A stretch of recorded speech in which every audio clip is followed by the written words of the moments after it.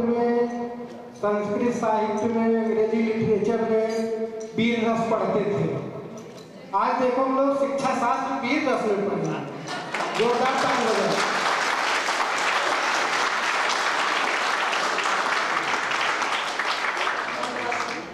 तकनीकी सत्र के दूसरे महानुभव को सुनने के लिए ललायित हैं professor Yogendra Pandey, faculty of education, DHU Kamakhya, Varanasi, जिनका PowerPoint प्रेजेंटेशन रेडी किया है। मैं सभी का स्वागत करता हूं और अभिवादन करता हूं। मंचासीन आज के मुख्य अतिथि प्रोफेसर EN सिद्दीकी जी, जो x registrar Vinoba Bhave university के रहे हैं। साथ ही मंचासीन हमारे साथ डॉक्टर बंसीधर प्रसाद जी हैं, वो भी एक्स रजिस्ट्रार विनोबा भावे और हिस्ट्री के जाने माने विख्यात प्रख्यात अध्यापक रहे हैं। और प्रोफेसर संतोष शुक्ला जी, जो कि JNU के संस्कृत विभाग से हैं। और मंचासीन जो अभी तुरंत हम लोगों के समक्ष अपना व्याख्यान प्रस्तुत किए, प्रोफेसर मृत्युंजय प्रसाद जी, जो department of education Vinoba Bhave university में है। हमारे समक्ष इस कॉलेज के सेक्रेटरी श्री मिथिलेश मिश्र जी, उपाध्यक्ष मनोज जी और सभी हमारे समक्ष गण्यमान्य मूर्धन्य सज्जन लोग, और साथ ही इस सभागार में उपस्थित इस सेमिनार का जो दिया गया है, ज्ञान परंपरा के संदर्भ में जो हमारे उच्चतर शिक्षण संस्थान है, उनकी भूमिका किस प्रकार से भारतीय ज्ञान परंपरा को आगे बढ़ाया जाए, उसमें इन संस्थानों की क्या भूमिका होगी, इस संदर्भ में 2 दिवसीय सेमिनार का आयोजन किया गया है। आप सभी लोगों ने बड़े ध्यान से सारे वक्ताओं को सुना है। ये भारतीय ज्ञान परंपरा, जिसके बारे में हम सभी चेतन और चेतन मन में हम लोग हमेशा इसके बारे में कहीं न कहीं विचारों में आता रहता है, और तमाम सारे विद्यार्थीगण हम लोग अपने शिक्षकों से सुनते रहते हैं कि हमारे यहाँ ऐसा होता रहा, हमारे यहाँ इस प्रकार की व्यवस्था थी, हमारे यहाँ ऐसी व्यवस्था थी। लेकिन आज हम जो है उस व्यवस्था में एक अलग तरह की व्यवस्था से हम लोग गुजर रहे हैं, और शायद हम अपनी इस व्यवस्था से खुश नहीं है और चाहते हैं कि भारतीय ज्ञान परंपरा का संवर्धन किया जाए और उसमें हमारे जो उच्चतर शिक्षण संस्थान है उनकी एक अलग भूमिका है, जिसका शायद हम सही तरीके से अनुपालन जो करना चाहिए वो नहीं कर पाए। मैं विज्ञान का विद्यार्थी हूँ वैसे तो, और शिक्षा शास्त्र में भी मेरा कुछ, जैसे हम लोग कहते हैं ना कि एक स्पेशलाइजेशन की तरफ बढ़ते हैं और हम समावेशी शिक्षा को ज्यादा देखते हैं, उसके बारे में ज्यादा अधिक पढ़ाते लिखाते रहे हैं। हमें बुलाया गया है, मैं बहुत अभिभूत भी हूँ और इस अवसर को देने के लिए सभी का मैं धन्यवाद भी व्यक्त करता हूँ।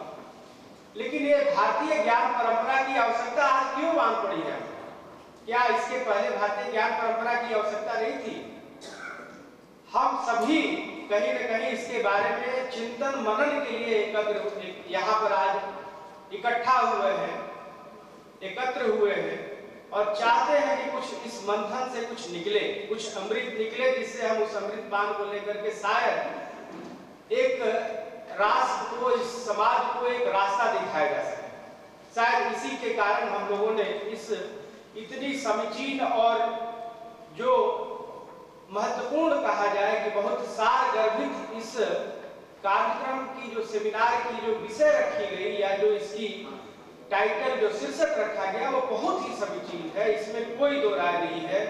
मैं इसके लिए पूरे जो भी इस टीम के लोग हैं जिन्होंने इसको रखा, उसके लिए बहुत ही साधुवाद के पात्र है। मैं बहुत इसके लिए आभारी भी हूँ, और बहुत अच्छा लग रहा है कि आप एक ऐसे विषय को चुने हैं जो शायद इसकी बात हम लोग केवल भले कर ले रहे हों, लेकिन कहीं हम इसको एक भी रत्ती जरा सा भी अपने जीवन में इस्तेमाल शायद ही करते हैं। जो हमारे पास व्यवस्था है वो सब सरकारी व्यवस्थाओं और बाकी सारी व्यवस्थाओं और तंत्रों के आधार पर हम चल रहे हैं, लेकिन क्या होता था, क्यों होता था, कोई उसकी हम बातचीत नहीं करते। इसकी आवश्यकता क्यों पड़ी? शायद हमें लग रहा है कि अब हमें लग रहा है कि अपने जीवन काल में और जीवन पर भी संकट शायद जो है वो होता जाएगा, ऐसी संभावनाएं प्रतीत हो रही हैं अगर हम भारतीय ज्ञान परंपरा की तरफ नहीं लौटे। आज हम अभी जेएनयू से हमारे आए हुए प्रख्यात विद्वान शुक्ला जी से मैं बात कर रहा था कि सर फिर से दिल्ली में AQI का एयर क्वालिटी इंडेक्स का ग्राफ जो है ऊपर जाना शुरू हो चुका है। आज फिर जो है प्रदूषण वहां फैलना शुरू हो रहा है और इस प्रकार से हवा वहां की खराब जो है दिखाया जा रहा है। भारत हमारी सोने की चिड़िया और जिसको कभी गांधी जी कहते थे कि हम भारतवासी बिल्कुल एक पके हुए रोटी की तरह है, न जले हुए हैं ना जले न पके हैं। हम लोग बिल्कुल एक ऐसे क्षेत्र में रहते हैं जहां पर कि एक समशीतोष्ण जलवायु है, जहां पर हम एक बड़े बेहतर तरीके से हम जी रहे होते हैं। और आज हमारा जो है चाहे वो जल हो, वायु हो, हमारा जो कहा जाए कि हम जैसे कहते हैं कि शीत जल पावक गगन समीरा, पंच तत्व से मिलकर यह बना हमसे। जो ये शरीर हमारा है इन्हीं 5 तत्वों से मिलकर के बना हुआ है और ये 5 तत्व एक प्रकार से आज खतरे में है और खतरे में डालने वाले हम मनुष्य ही हैं। हमारा जो है वो हवा आज जो हजारीबाग जिसको हम जानते हैं कि ये 3 तरफ पहाड़ियों से घिरा हुआ और एक तरफ से जो है वो खुला है और उन पहाड़ियों पर काफी यहाँ पर सैलानी आते हैं, तीर्थयात्री आते हैं और बहुत सारे यहाँ मनोरम दृश्यों को देखते हैं। वो आकर के ऐसा जो है लगता है कि पर्यटकों के आने से यहाँ पर भी जो है भारी मात्रा में प्रदूषण फैल रहा है। बहुत अधिक जो है यहाँ पर भी जो है किसी न किसी प्रकार से, चाहे वो जल हो, चाहे वो वायु हो, या हर प्रकार से कहीं न कहीं प्रदूषित होता जा रहा है और हम इसके बारे में चिंतित हो रहे हैं। चाहे वह हम प्लास्टिक के बोतलें इस्तेमाल कर रहे हो, पानी पीने के लिए कोई कागज की कुछ इस तरह के इस्तेमाल कर रहे हैं, जितने भी चीजों का हम इस्तेमाल कर रहे हैं सब कहीं न कहीं हमारे लिए दिक्कतें जो है वो पैदा कर रहा है। और हमें ऐसा लग रहा है कि अगर हम भारतीय ज्ञान परंपरा से अपना जीवन यापन कर रहे होते तो शायद हम इस प्रकार के जो चुनौतियां जो एक प्रकार से हमें अभी पूरी तरह से दिखाई नहीं दे रहा है, वो हमें ये चुनौतियां धीरे धीरे विकराल रूप में धारण करने वाली है कि गर्मी जो है वो किसी प्रकार से जो बढ़ती चली जा रही है, पूरा जो एक वैश्विक ग्लोबल वार्मिंग जो होता चला जा रहा है, वो एक प्रकार से हमें कहीं न कहीं जो है एक कहा जा सकता है कि हमें चुनौतियां दे रहा है। और शायद हम किसी भारतीय ज्ञान परंपरा की तरफ लौटने की एक कवायद के तौर पर देख सकते हैं कि शायद हमें उसमें फिर से रास्ता जो है वो दिखाए। भारत जिसको हम जानते हैं कि शकुंतला और दुष्यंत के पुत्र भरत के नाम पर भारत रखा गया। और ज्ञान जिसके बारे में हम कहते हैं कि भारत में ज्ञान जो है वो केवल सूचना मात्र नहीं है, केवल इंफॉर्मेशन नहीं है, बल्कि यह हमारे मुक्ति का मार्ग है। श्रीमद् भागवत गीता में श्री कृष्ण जी ने अर्जुन को उपदेश दिया कि ज्ञान ही सा विद्या विमुक्तये, ज्ञान ही ऐसी जो है हमारे पास एक धरोहर है जिसके माध्यम से हम अपनी आत्मा को प्यूरिफाई कर सकते हैं, परिशोधित कर सकते हैं और यही हमें मुक्ति दिलाएगा। अब ये मुक्ति का क्या हमारा अर्थ है, किस प्रकार से हमें ये मुक्ति दिलाएगा ज्ञान, अर्थात हमारे अंदर जो चेतना है कि हम किस लिए इस धरती पर आए, हमारा क्या कर्तव्य है, क्यों हम जीवन जी करके क्या क्या हमने समाज को, अपने परिवार को क्या योगदान दिया, ऐसे बहुत सारे जो है जीवन भर अगर हम चिंतन करते हैं और कुछ नई चीज निकाल करके जाते हैं तो शायद उसको हम ज्ञान कहते हैं।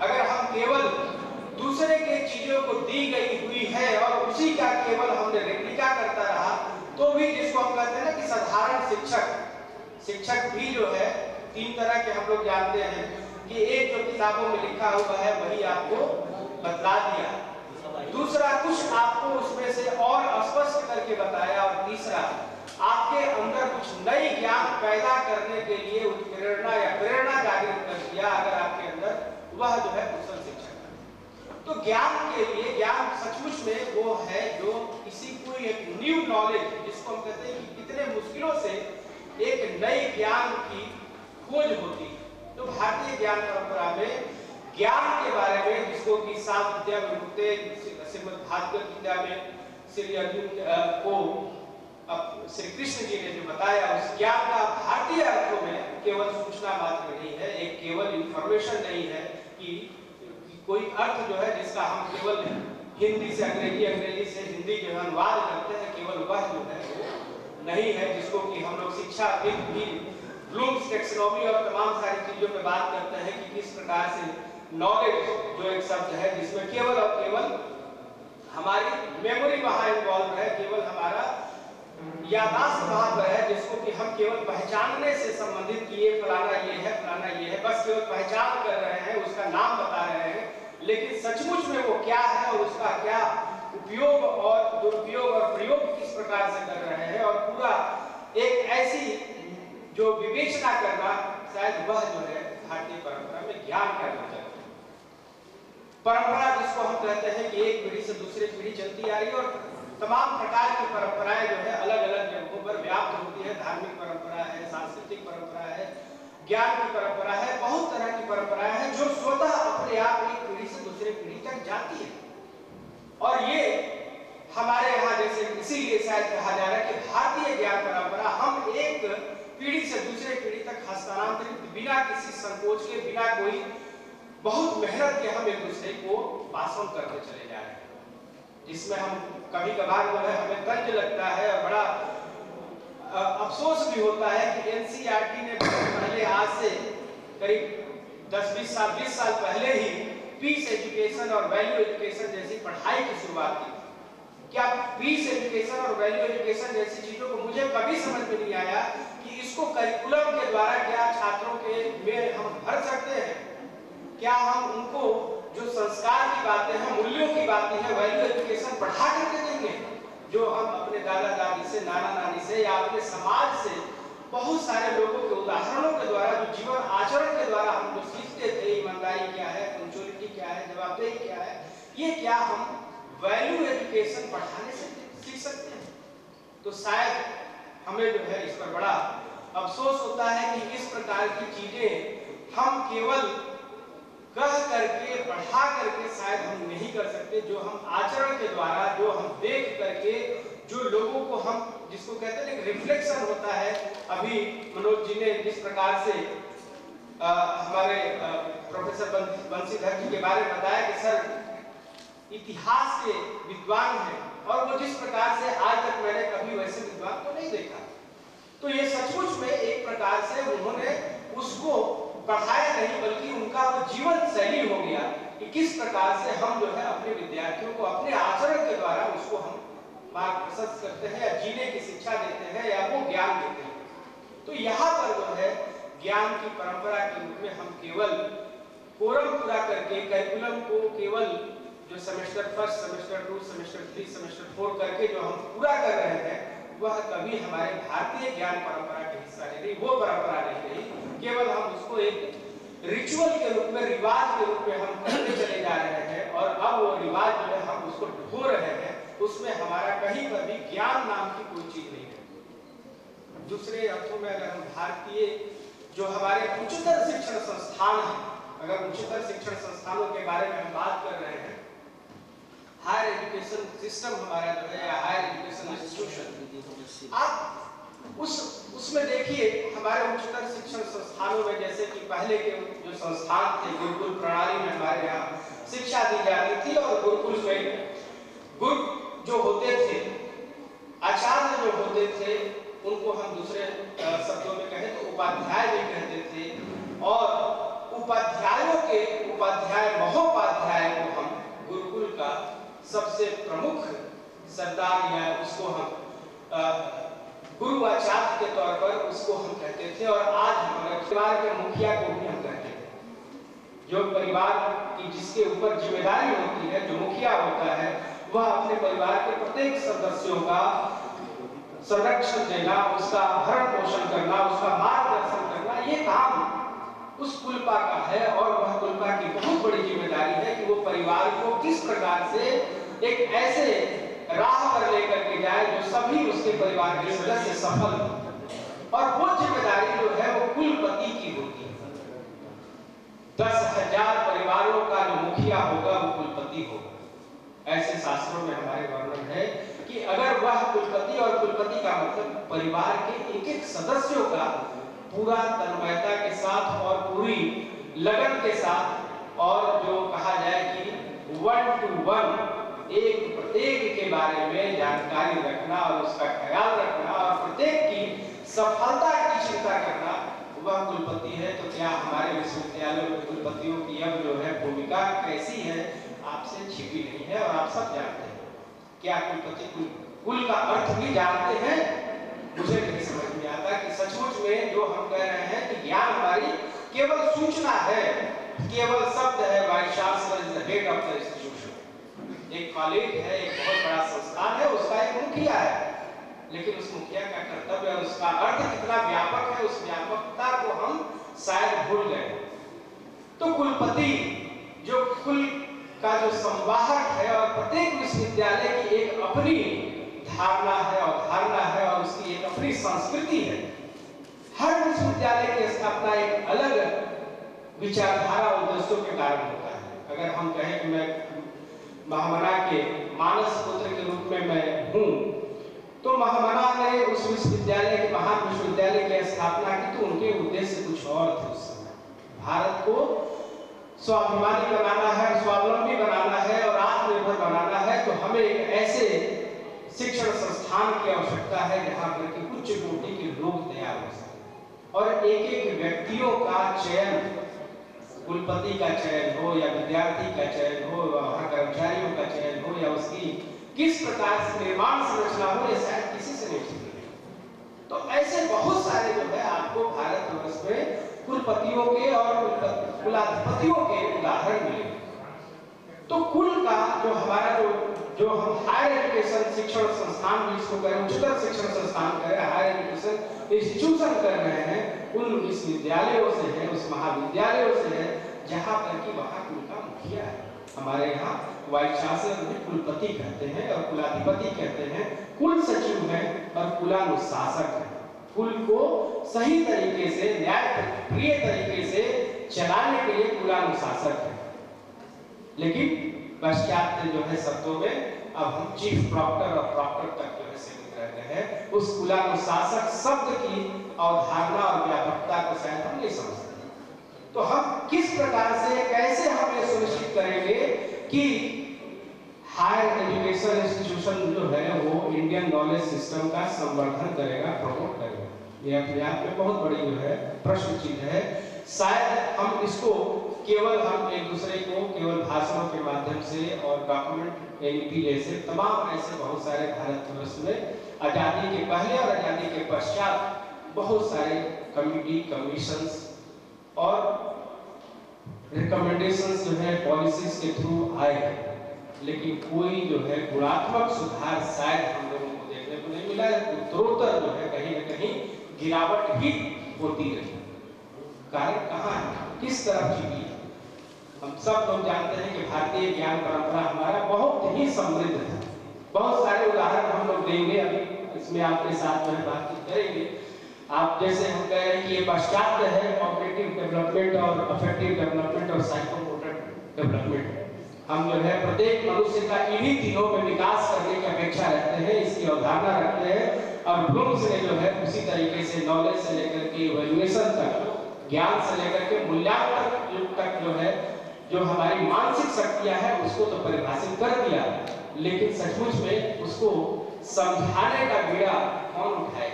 हम बच्चे को कहते हैं, पढ़ाना शुरू करते हैं, लेकिन हम पढ़ाते सिखाते पता नहीं क्या है, हम केवल ज्ञान ठूस रहे हैं। ज्ञान सृजन के लिए उसके साथ हम नहीं बैठते। एक एक विद्यार्थी के साथ किस स्तर पर जाकर के, अभी सर ने कहा सहना भक्ति, तो ये जो हमारे पास जो उदाहरण है इस पर हम लोग चर्चा करेंगे। छात्र और गुरु दोनों साथ साथ आगे बढ़ेंगे, दोनों से किसी प्रकार की कोई ईर्ष्या नहीं होगी। ये शब्द का मतलब कितने गुरु समझते हैं और कितने हैं, कितने हम कल ही जो है हम मैथमेटिक्स डे मनाए, गणित दिवस हम लोगों ने मनाया रामानुजन जी के उपलक्ष्य में। श्री रामानुजन जो गणित के बहुत बड़े मर्मज्ञ विद्वान थे और बहुत अल्पायु में जो है मृत्यु को प्राप्त हुए थे, उन्होंने बहुत सारे गणितीय सृजन जो आधुनिक भारत में और प्राचीन भारत में तो हम आर्यभट्ट और तमाम ऐसे लोगों का जो है वो जिक्र करते हैं, तो उनके बारे में हम लोग बात करेंगे। थोड़ा सा जो है अगर हम लोग देखें तो पाश्चात्य जगत जो है वो ज्ञान के बारे में जो अवधारणा रखता है बहुत स्पष्ट है। वो हमारी चूंकि एक ऐसी धारणा बन चुकी है कि हम हर चीजें पाश्चात्य चीजों को हम नकल करने की अंधाधुंध शैली में बढ़ चले हैं, जो कि पूरा का पूरा मैटेरियलिस्टिक लाइफ है। पूरा जो है वो एक प्रकार से ऐसा जीवन जो केवल उपभोग पर आधारित है। आज भी अगर आप देखेंगे तो जब भी जो है वैश्विक स्तर पर ग्लोबल वार्मिंग वगैरह की कमी करने की बात होती है, तो वहाँ के जो डेवलप्ड कंट्री है वो हम प्रकृति अपना प्रकोप दिखाना। ये कुछ ऐसे आप उदाहरण देख रहे हैं, सर्वे भवन्तु सुखिनः सर्वे सन्तु निरामयाः। ऐसे ऐसे हमारे पास उपनिषदों में, वेद और वेदांगों में बातें कही गई हैं जो शायद आज के जो पाश्चात्य शिक्षा जगत है वहां पर उसको पहुंचने में शायद कितने हजार वर्ष भी और लगेंगे। अब पहुंच पाएंगे भी कि नहीं पहुंच पाएंगे। हमारे यहाँ ये बातें बहुत पहले से कही जा रही है। वसुधैव कुटुंबकम, हमारा पूरा धरती पृथ्वी हमारा जो है वो परिवार है, सभी जो है सुखी रहे, सभी निरोग रहे, ऐसी परिकल्पना हम लोग बहुत समय से करते आए हैं। लेकिन ये अब क्या है, केवल एक प्रकार से यह भाषणों में उपयोग करने वाले केवल जो है कुछ छंद पंक्ति और श्लोक रहे। क्या हम इसका उपयोग अपने जीवन में कहीं कर रहे हैं? सारे जो है हमारे घरों में खास तौर पर जरा सा जो है अर्बन या शहरी क्षेत्र विकसित होना शुरू हुआ, सभी के घरों में बाहर के खाद्य पदार्थों का जबरदस्त जो है घुसपैठ हुआ है। सब चाहते हैं बाहर का खाना जो है वो खाया जाए। कहाँ से सभी सुखी रहेंगे और निरोग रहेंगे? एकदम सत्य विप्रा बहुधा वदन्ति की विवेचना अलग अलग करते हैं। चाहे आप उसमें इसके अर्थ को अगर हम लोग देखें तो बहुत व्यापक अर्थ है, जिसको कि हम प्रत्येक व्यक्ति अलग अलग तरीके से अपने अपने अनुरूप जो है उसकी व्याख्या कर सकते हैं। नेक्स्ट, अभी सर ने कहा था त्रिकोणवंती विश्व आर्जन, ये एक ऐसा जिसको कि हमारी ये परिकल्पना है कि भारत जो है एक संपूर्ण राष्ट्र जो बने, जो कि एक ऐसा राष्ट्र हो जिसमें हम फिर से सबको उसी परंपरा में लेकर के आए, जिस परंपरा आगे बढ़ने वाले हैं उस परंपरा को हम आगे बढ़ाए और पूरी ये हम अपने जीवन के सुखी और निरोगी जीवन जीने के लिए कह सकते हैं। अगर हम देखें सब दोषा समाग्री सब धातु मलह, एक ऐसा श्लोक जिसमें हम ये कहते हैं कि हम अभी ये जब ये हमारी सारी इंद्रियां सही तरीके से काम करेंगी तभी हम जो है मन और शरीर सबसे निरोग जो है वो हो सकते हैं। ऐसी हमारे आयुर्वेद में इस प्रकार की परिकल्पना बहुत पहले कर दी गई। तो ऐसी चीजें जो है हमको अगर अपने जब हमारी सारी इंद्रियां और सब कुछ जो है सही तरीके से हम इसको कर रहे हैं तब जाकर के हमारा, तो ये बातें तो बहुत पहले कर देगी जो आज हमारे यहाँ जो है मॉडर्न मेडिसिन जो है जिसको लेकर के केवल टेस्ट और उस पर दवाइयों पर जाकर के टिकी हुई है। हम इसके ऊपर तो कभी शायद बात ही नहीं करते कि ये हमको इस पर ध्यान देना है, इस पर हमको ध्यान नहीं देना। हमको केवल अपने टेस्ट परीक्षणों के आधार पर हमारा पूरा जांच होगा और दवाइयों के आधार पर हम ठीक होंगे। हम उसको अपने उसके तरफ जो है अपने दोस्तों के प्रति और अपने शारीरिक क्रियाओं के प्रति, इंद्रियों के प्रति कोई भी संवेदना या भान जो है हम नहीं करते। ऐसे तमाम हमारे पास देखे कुछ विज्ञान के बहुत सारे ऐसे तुलनात्मक जो है जिसको हम गति के नियम के बारे में बात करते हैं, विज्ञान में फिजिक्स या भौतिकी के पढ़ने वाले विद्यार्थी सभी जानते हैं Newton laws of motion, Newton की गति के नियम के बारे में, प्रथम गति नियम, द्वितीय गति नियम और तृतीय गति नियम सभी जानते हैं। और उसकी व्याख्या कनात ने बहुत पहले हमारे यहाँ यह कर दी थी, और उसी को हम एक तरीके से देखें तो वो किस वर्ष में किए, और न्यूटन ने 16वीं शताब्दी में जाकर के उसी चीज को बताया। और वो बातें जो है बहुत साल, हजारों साल पहले कनात ने इसके बारे में व्याख्या कर दी थी। तो आखिर ये ज्ञान परंपरा हम जो है कैसे ये छूटती चली गई, कहाँ हम विलुप्त होती चली गई, और उसके बारे में हम लोग आज फिर से इसके बारे में बात कर रहे हैं। हमारे यहाँ जो है हथियार बनाने के बहुत सारे पहले से ये उदाहरण आप देख सकते हैं कि एक ऐसा स्टील या इस्पात बनाने की कला हम जो है बहुत पहले 300 ईसा पूर्व ही बनाना सीख गए थे, जो कि आज हम स्टील प्लांटों में भी शायद इतनी बेहतर स्टील जो है या इस्पात जो है नहीं बना पाते, जो अपने हथियारों के लिए हमने उत्पाद बना दिए। तो हमारी जो व्यवस्थाएं थी, जो हमारी जो परिकल्पनाएं थी, वो सब कुछ अपने आप में बहुत बड़ी थी और बहुत व्यापक थी, और कितनी बड़ी सोच थी इसका हम ये आपके सामने इंडियन नॉलेज सिस्टम के इस सेमिनार के द्वारा केवल हम आपको उसमें एक तरीके से याद कराने या उसको फिर से उसमें दिखलाने की हम लोग कोशिश कर रहे हैं कि किस प्रकार से हमारी जो विरासत थी वो समृद्ध थी। ये वेदास, उपनिषद, तमाम सारे ग्रंथ हम इनको शायद जो है अब हम इनको केवल नाम ही शायद जो है वो नहीं जानते, और इसमें कितने सारी चीजें लिखी गई है उसकी तो बात दूर कर दीजिए। और बहुत सारी चीजें जो है भारत में राजनीति की वजह से, जैसा अभी हमारे साथ प्रोफेसर विद्युत जी ने कहा, संस्कृत के कारण जो है हम इसको छूना भी नहीं पसंद करते, क्योंकि यह केवल एक किसी धर्म और जाति विशेष से संबंधित है, जबकि उसमें जो ज्ञान का खजाना है जिससे पूरा जीवन जीने की वेदों की शिक्षा ही केवल इसीलिए दी जाती थी कि हम उसको, शिक्षा का मतलब ही था कि वेदों की शिक्षा, वेदों को जानना, वेदों को समझना, और उसी में जो उस वेद को जानता था वो महागुरु और गुरु होता था, और वो पूरे अपने समाज को एक तरीके से विकसित करता था, शिक्षित करता था और आगे लेकर के जाता था। नेक्स्ट, ये हमारे पास जो है 10 उपनिषद, शुक्ल 19 उपनिषद और काश्मीर में 32 उपनिषद, इस तरह से तमाम हमारे पास उपनिषदों की एक समृद्ध जो कहा जाए कि प्रणाली थी।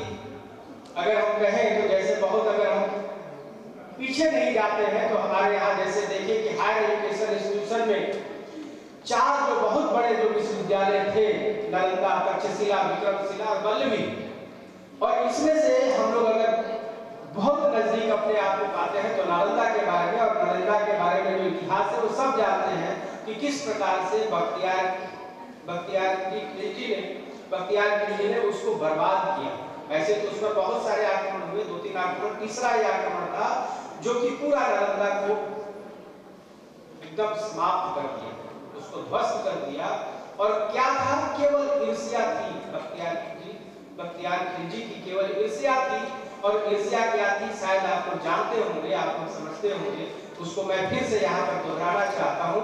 वहाँ 90 लाख पांडुलिपियां थी, मैन्युस्क्रिप्ट थी उस समय। 1193 में बख्तियार खिलजी ने, वह जब बीमार पड़ा तो अपने हकीमों से इलाज करा करके थक गया, और हकीम जो है उसको ठीक नहीं कर पाए, और तब ऐसा माना जाता है कि राहुल श्रीभद्र जो आयुर्वेद के बहुत बड़े ज्ञाता थे, उनके बारे में उनको बताया गया कि नालंदा विश्वविद्यालय में राहुल श्रीभद्र है और वे बहुत बड़े वैद्य हैं, आयुर्वेद के बहुत बड़े जानकार हैं, आप उनसे अपनी इस बीमारी का इलाज कराइए। वो बहुत जो है कहा कि नहीं, मैं नहीं कराऊंगा, हमारे हकीमों से कोई बहुत बड़ा अधिक जानकार कोई हो ही नहीं सकता इस विषय में, हम नहीं इलाज कराएंगे। लेकिन जब मरणासन हो गए तब उन्होंने कहा कि अच्छा ठीक है, और लोगों ने समझाया, कहा कि ठीक है उसको बुलाओ। लेकिन मैं बुलाने के बाद उन्होंने शर्त रख दी कि मैं दवा नहीं खाऊंगा, तुम जो दोगे उसको मैं नहीं खाऊंगा, मुझे ठीक करना हो तो वैसे ठीक कर दो। उन्होंने कहा ठीक है। और फिर कुछ दिनों के बाद उन्होंने कुरान भेजी और कुरान को कहा कि इतने से इतने पन्ने के कुरानों को केवल आप रोज इतने दिनों तक पढ़ते रहिए। और उसका प्रभाव ऐसा था कि वो ठीक हो गए। और ठीक होने के बाद जब पता चला उन्हें कि उस कुरान में जो पन्ने लगाए गए थे उस पर जो है दवाओं का लेप था, और उन दवाओं को लेप को अपने हाथों से जो है उसको जो टच करके जो चाट करके पढ़ते गए उसको, और वही जो है उनके लिए वो रामबाण सिद्ध हुआ और वो बिल्कुल ठीक हो गए। और इस बात का जो है उनको ईर्ष्या होगी कि हमारे हकीमों से इतना बड़ा जानकार कोई कैसे हो सकता है। और उसी का बदला लेने के लिए उस पूरे ग्रंथ को उन्होंने 90 लाख पांडुलिपियों का 10,000 वहां पर विद्यार्थी थे और 2,000 शिक्षकों का ऐसा हम लोगों को आंकड़ा मिलता है। उस समय इतना बड़ा विश्वविद्यालय जहां पर कि कोरिया, जापान, अफगानिस्तान और तमाम सारे विश्व के बहुत सारे जगहों से वहां पर आकर के विद्यार्थी पढ़ते थे, उस विश्वविद्यालय को उन्होंने जला दिया केवल अपनी ईर्ष्या के कारण कि हमसे आगे कोई कैसे हो सकता है। और वो 3 महीने तक उसकी लाइब्रेरी जलती रही। तो ऐसे हम लोगों के यहाँ जो हमारे यहाँ जो ज्ञान परंपरा थी, जो हमारे यहाँ समर्थन था, ऐसे ही सारे जितने अन्य विश्वविद्यालय थे, चाहे वो तक्षशिला हो, चाहे वो विक्रमशिला हो या वल्लभी हो, ये सारे अपने आप में जो है उस जमाने के बहुत बड़े विश्वविद्यालय थे, जहाँ पर कहा जा सकता है कि भारत एक बहुत बड़ी ज्ञान की जो है वो ख्याति थी और जिसको हमें संजोना था, लेकिन हम जो है उसको नहीं संजो। नेशनल एजुकेशन पॉलिसी जो कि 29 जुलाई 2020 को भारत में आया और एक बहुत बड़ा डॉक्यूमेंट भारत सरकार जो अभी जो हमारी समकालीन जो सरकार है वो उसने इसको बहुत बड़ा डॉक्यूमेंट बताया है और कहा है कि इससे हम फिर से अपने खोए हुए गौरव को प्राप्त कर सकते हैं। और 2020 जो है, जिसको कि हम जानते हैं कि ये 34 सालों के बाद 1986 के बाद ये एक बहुत बड़ा जो है फिर से 1986 में राष्ट्रीय शिक्षा नीति आई थी और उसके 29 जुलाई 2020 को उसके बाद इतने सालों के बाद जो है एक नया राष्ट्रीय शिक्षा नीति आई, जो कि पूरे भारत को एक अलग मुकाम पर ले जाने के लिए यह जो है राष्ट्रीय शिक्षा नीति बनी है, पढ़ा गया है, समझा गया है। लेकिन बहुत मुझे जो है अभी तक, चूंकि इसको भी चलाने वाले लोग कौन होंगे, इसको लागू करने वाले लोग कौन होंगे, और प्रियम्बल या प्रस्तावना किसी भी चीज का प्रतिबिंब होता है, इसको भी पढ़ेंगे आप तो 1986 में जो प्रतिबिंब जो चीजें दिखाई गई थी वो भी पूरा नहीं हुआ, इसको भी हम कैसे पूरा करेंगे ये भी देखने वाली बात होगी। निश्चित तौर पर इसमें कहा गया है कि भारतीय ज्ञान परंपरा को बढ़ाया जाए और प्रत्येक व्यक्ति को हम जो है हर प्रकार से जिस भी तरीके से, चाहे वो किसी भी, चाहे वो सामाजिक आर्थिक वंचित हो, चाहे वो गर्भ हो या फिर जो है वो किसी प्रकार से डिसेबल्ड हो, प्रत्येक प्रकार के विद्यार्थियों को हमें लेकर के चलना है और सबको एक करिकुलम के द्वारा हम ऐसी शिक्षा देंगे जिससे वह जो है ग्लोबल सिटीजन बनेगा, वैश्विक नागरिक बनेगा, जो विश्व में अपनी भूमिका को सिद्ध करेगा, उसमें आगे बढ़ाने में सहायक होगा।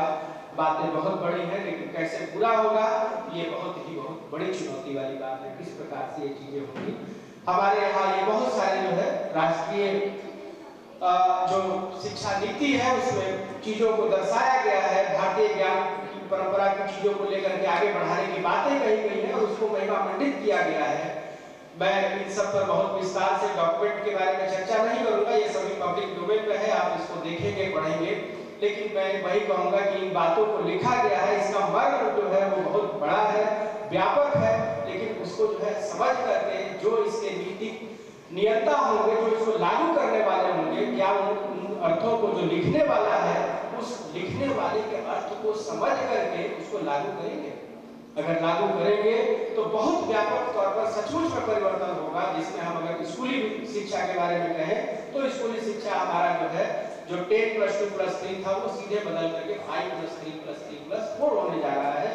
और जहाँ पर 6 वर्ष की आयु में पहले क्लास में बच्चे को दाखिला मिलता था, अब तीसरे 3 वर्ष की आयु में ही 6 वर्ष की जगह 3 वर्ष की आयु में ही बच्चे को दाखिला मिलेगा और वो प्री स्कूलिंग या बाल वाटिका या आंगनबाड़ी जैसे विद्यालयों में पढ़ना शुरू करेगा। और उसका फायदा ये होगा कि अर्ली चाइल्डहुड केयर एजुकेशन को बढ़ावा मिलेगा, अर्थात वो जल्दी से उसको हम सही तरीके से विद्यालयी जीवन के लिए तैयार कर सकेंगे और उसमें जो भी कमियां अगर शुरुआती तौर पर उसको देखने को मिलेगी उसका हम जो है हस्तक्षेप या इंटरवेंशन भी करेंगे। तो ये नेशनल एजुकेशन पॉलिसी में दिया है। हायर एजुकेशन में भी बहुत बड़ा परिवर्तन अगर होगा तो 2030 तक जो है प्रत्येक विद्यालयों को, महाविद्यालयों को एक सेल्फ सस्टेन्ड इंडिपेंडेंट ऑर्गेनाइजेशन बनाने की बात कही गई है।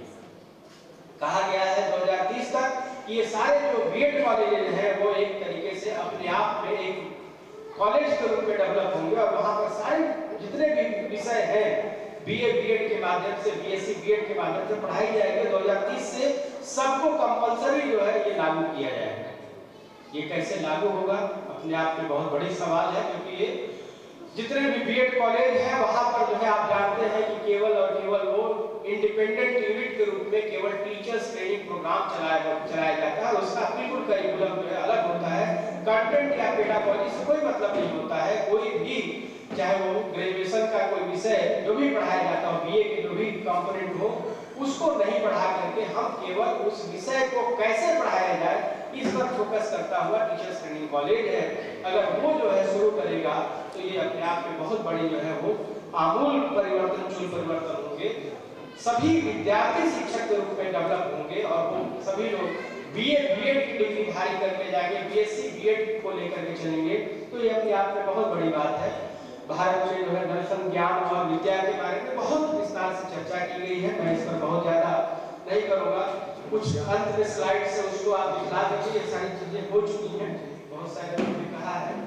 अंतिम में मैं कुछ भारतीय ज्ञान परंपरा में जो बातें कही गई हैं उसमें जो अभी भी हमारे यहाँ, जैसे अगर हम कहें शिक्षा संकाय काशी हिंदू विश्वविद्यालय में हम लोगों के समय तक अभी फिर जो है उसको बंद कर दिया गया है, लेकिन मॉर्निंग असेंबली में कठोपनिषद, तैत्तिरीय उपनिषद और इस तरह के जो उपनिषद के जो सूक्त वाक्य हैं उनको मॉर्निंग असेंबली में सबको वो हम लोग सुना करके और उनको उच्चारित करा करके बुलवाते हैं कि आप इसको जो है करिए और समझिए कि इसका अर्थ क्या है, भारतीय परंपरा कितनी समृद्ध रही है। ये हम लोग करते रहे हैं। इधर के जो है फिर जैसा हम जानते हैं कि सरकारियत जो है सभी पर हावी है और सरकारी विश्वविद्यालयों में जिस प्रकार से सभी जगह प्रचलन में होता है वही प्रचलन हमारे यहाँ भी मॉर्निंग असेंबली जो है वो बंद है।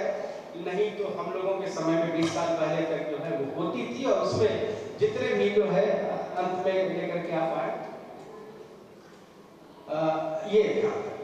ये जो आप देख रहे हैं काशी हिंदू विश्वविद्यालय शिक्षा संकाय, इसमें कुछ आप देख रहे हैं ईसावास्य विदम वाला जो श्लोक है उसके साथ जितने भी जो है आप देख रहे हैं जो कठोपनिषद से है, तैत्तिरीय उपनिषद से है और जहां से भी जो महत्वपूर्ण सूक्त वाक्य थे उनका हम लोग जो है सुबह में मॉर्निंग असेंबली क्लास शुरू होने से पहले 10 बजे सभी स्टूडेंट को टीचर्स ट्रेनिंग कॉलेज में बुला करके मॉर्निंग असेंबली में ये सारे सूक्त वाक्य दोहराए जाते थे और इसके अर्थ को जो है सभी पहले दिन से ही एडमिशन के बाद ये पेज एक पन्ने को हम सभी विद्यार्थियों में बांट दिया जाता था और इसको कोशिश की जाती थी कि याद भी करें और इसका आप अर्थ भी समझें।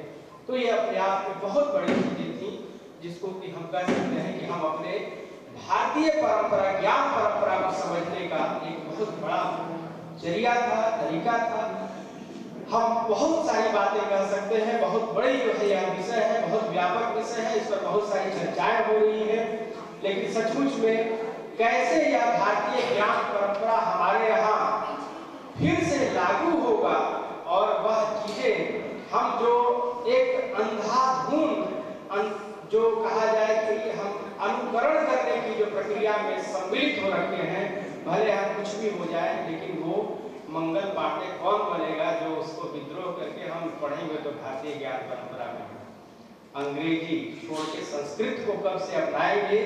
ये अपने आप में बहुत बड़ी चुनौती है क्योंकि हम सभी कहीं न कहीं अपने आप को रोजगार शिक्षा से जोड़ने की कोशिश कर रहे हैं और रोजगार के लिए सरकार या व्यवस्था किस प्रकार से हमारी भारतीय ज्ञान परंपरा को आगे बढ़ाएगी और अगर ऐसा शोध या ऐसी कोई नई कल्पना या परिकल्पना या ज्ञान का सृजन होता है तो शायद हम अपने समृद्ध और गौरवशाली ज्ञान परंपरा को फिर से उसी में जी करके जैसा कि हम देखते थे कि अपने यहाँ बहुत सारे, जब हम लोग, ठीक है मैं अब 47-48 साल का हूँ, लेकिन 10-15 साल की उम्र में हम लोगों के गाँव में, खास तौर पर आज जैसे शनिवार है, शनिवार के दिन हस्तकर्म वाले क्लास होती थी और उसमें आकर के हमें अपने विद्यालयों में गोबर से पूरा जो है विद्यालयों का लेपन करना होता था।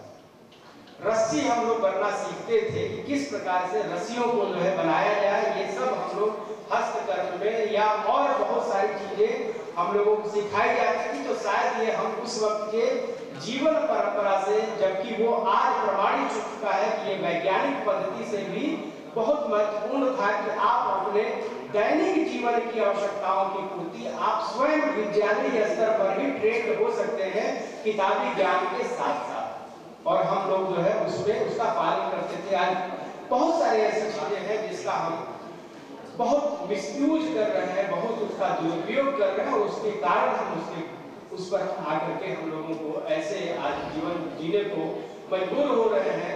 तो शायद हम उस फिर से ज्ञान परंपरा में और वैसी प्रणाली में जाए जहां पर कि एसडीजी गोल, जो अभी बात हो रही थी, समपोष्य विकास का सस्टेनेबल डेवलपमेंट गोल जो 4 है, जिसमें कि हमको फिर से ऐसा विकास जिसमें किसी प्रकार की कोई हानि या क्षति न हो। कोई एक काम कर रहे हैं, उसका बाई प्रोडक्ट निकलता है, उसकी वजह से जो है कोई ना कोई नुकसान होता है। अगर आप एक दवा खा रहे हैं अपने आप को राहत देने के लिए, अपने आप को निरोग बनाने के लिए, तो एक रोग आप पैदा कर रहे हैं। ऐसी बातें जो है वो मॉडर्न मेडिसिन से हमें पता चलता है कि हमारे किडनी पर इफेक्ट पड़ेगा, हमारे हार्ट पे इफेक्ट पड़ेगा, हमारे लीवर के ऊपर जो है इसका दुष्प्रभाव हो सकता है। तो एक विकास के आधार पर दूसरा विकास, अगर हम आज सड़कें का निर्माण कर रहे हैं तो सड़कें हमारे विकास की धुरी बनेगी। अगर हम पेड़ काट रहे हैं तो अपने लिए हम ऑक्सीजन जो है वो खत्म कर रहे हैं। तो ये सारी चीजें समपोष्य विकास की तरफ जो है, क्या हम भारतीय ज्ञान परंपरा से फिर से उसी तरीके से कि हमारा विकास तो जरूर हो, हम मानवीय जो एक तरीके से ज्ञान के स्तर पर, चैतन्य के स्तर पर, चेतना के स्तर पर विकसित होते चले जाएं, शारीरिक तौर पर किसी प्रकार का हमारा नुकसान न हो, और फिर से जो है हम कहें पूर्ण और संपूर्ण विकसित एक विद्यार्थी और एक नागरिक और एक मानव हम बने, जिसमें कि हमारा चेतना का विकास भी हो, हमारे अंदर भावना का भी विकास हो, और साथ ही साथ हमारा शारीरिक भी ठीक प्रकार से विकास हो। अगर ऐसी स्थिति है तो हम ऐसे भारतीय ज्ञान परंपरा को फिर से उसको लाने की तरफ जो है आगे बढ़े और उसको जिए। यह जीवन की पद्धति है, भारतीय जीवन की पद्धति ही रही है। इस प्रकार से शायद हम ऐसे सेमिनारों के माध्यमों से फिर से हम अपने उस गौरवशाली परंपरा की तरफ आगे बढ़ेंगे। बहुत बहुत धन्यवाद सभी को मेरा। अब हमारे बीच doctor Banshidhar Prasad Mukhaiya sir, ex registrar Vinoba university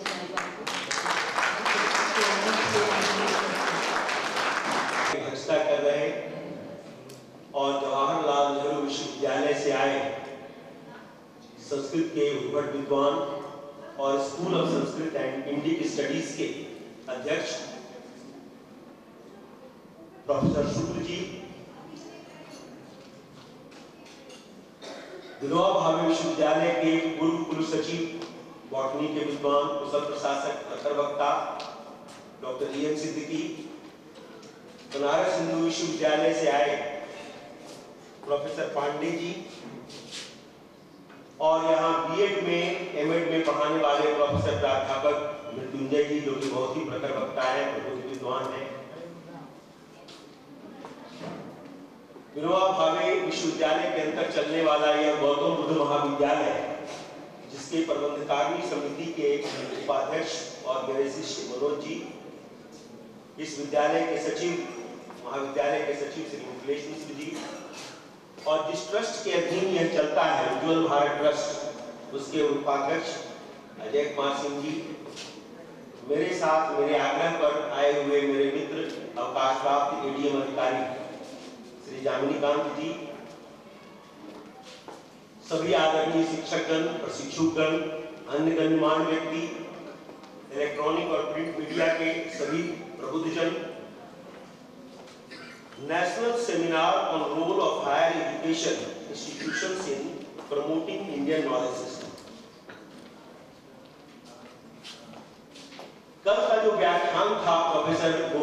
Ashwin Thakur ji का और सर शुक्ला सर का ये इतना प्रबुद्ध था और इतना विस्तृत था कि उसमें जो जोड़ने की जरूरत थी वो मृत्युंजय जी ने जोड़ दिया, फिर बाद में पांडे जी ने जोड़ दिया। तो अब जो है एक आउटलाइन पर मैं चर्चा करूंगा। तो सबसे पहले हम ये समझने की कोशिश करें कि इंडियन नॉलेज सिस्टम है क्या? Is it different from other systems of knowledge going on in the world? क्या दुनिया में जो शिक्षा की अन्य पद्धतियां हैं, यूनिवर्सिटी सिस्टम है, उनसे क्या भारतीय ज्ञान पद्धति अलग थी? तो हम देखेंगे कि दुनिया में विश्वविद्यालयों की संरचना बहुत बाद में। यूरोप का जो पहला विश्वविद्यालय है यूनिवर्सिटी ऑफ बोलोग्ना, जो इटली में है, अब पहले आपके स्पेन में शायद चला है, इटली का ही है, यूनिवर्सिटी ऑफ बोलोग्ना, उसकी स्थापना 1088 ईस्वी में। ब्रिटेन के जितने विश्वविद्यालय हैं, ऑक्सफोर्ड यूनिवर्सिटी, कैम्ब्रिज यूनिवर्सिटी, ये सब 13वीं 14वीं शताब्दी में आए। और संयुक्त राज्य अमेरिका का तो निर्माण ही हुआ बाद में, उसके विश्वविद्यालय जो हैं हार्वर्ड, प्रिंसटन, मैसाचुसेट्स या वाटन स्कूल ऑफ बिजनेस या पेंसिल्वानिया, ये सब काफी बाद में है। तो दुनिया में जब कहीं विश्वविद्यालय नहीं था तो 4वीं शताब्दी ईसा पूर्व में हमारे पास तक्षशिला विश्वविद्यालय। उसके पहले वो कब से था ये कहना मुश्किल है। उसको हम विश्वविद्यालय के अर्थ में जानते हैं, लेकिन हमारे जो गुरुओं के आश्रम थे वहां पर ज्ञान, विज्ञान, दर्शन, साहित्य, हर चीज पढ़ाया जाता था। गुरु का आश्रम, चाहे वह संदीपनी का आश्रम हो, महर्षि संदीपनी का या वशिष्ठ का या विश्वामित्र का, वे दुनिया के पहले विश्वविद्यालय और ज्ञान की कोई ऐसी शाखा नहीं जिस पर वहां अध्ययन ना होता। साइकोलॉजी बहुत ही मॉडर्न ब्रांच ऑफ नॉलेज है, लेकिन साइकोलॉजी का अध्ययन हमारे यहाँ जो है, हम साइकोलॉजी के अध्ययन के लिए फ्रायड पर निर्भर नहीं है। अष्टावक्र की कहानी आपको मालूम है कि अष्टावक्र जब मां के गर्भ में थे तो पिता रात में शास्त्र की चर्चा किया करते थे पत्नी से, और शास्त्र की चर्चा सुनते सुनते गर्भ में वो इतने विद्वान हो गए कि 8वें महीने में जब वो गर्भ में थे तो पिता ने पत्नी को शास्त्र चर्चा करते हुए कुछ गलत कहा और गर्भ से ही उन्होंने पिता को टोक दिया, पिता आपने ये बात गलत है। अब ये साइंस भी कहता है कि जो हमारा भ्रूण है, फीटस, वह गर्भावस्था के 5वें महीने में ही संगीत के प्रति रिस्पॉन्ड करने लगता है। क्या का साइंस कहता है? तो टोक दिया। संसार में 2 व्यक्ति बड़ा अहंकारी होता है। एक पिता, वो मान नहीं सकता कि उसका बेटा उससे ज्यादा जानता है, और दूसरा गुरु। तो अष्टावक्र के पिता भी और गुरु भी श्राप दे दिया कि जब पैदा होंगे तो 8 अंगों से टेढ़े हो। अब देखिए साइकोलॉजी का कैसा विकास है कि राजा जनक ने मुनादी करा दी कि जो भी शास्त्रार्थ में जीतेगा उसको मैं आधा राजपाट दूंगा, लेकिन जो हार जाएगा उसको मैं कारागार में डाल दूंगा। अष्टावक्र के पिताजी चले गए, हार गए, कारागार में चले गए। अब 12 साल की उम्र में बच्चों के साथ खेल रहे हैं अष्टावक्र।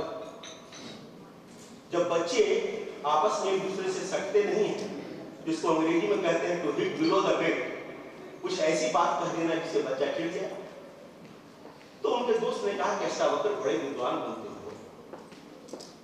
बाप तुम्हारा जेल में है, क्यों नहीं छुड़ा कर लिया? अष्टावक्र नंगे पांव दौड़ता हुआ दरबार में चला। शास्त्रार्थ चल रहा था। अष्टावक्र को लोगों ने देखा तो हंसने लगे, सारे दरबारी हंसने लगे, कि राजा जनक चुप थे। राजा जनक जब हंसने लगे तो अष्टावक्र भी ठठाकर हंसा। और जैसे ही अष्टावक्र हंसने लगा, राजा जनक चुप हो गए। बोला कि बालक, हम लोग तो तुम्हारे रूप को देखकर हंस रहे हैं, तुम क्यों हंस रहे हो? तो अष्टावक्र ने हंसते हुए कहा कि राजा, मैं तो सोच रहा था कि मैं विद्वानों की सभा में आया, बाहरी रूप को देख करके हंसने वालों को कैसे विद्वान मान लूं?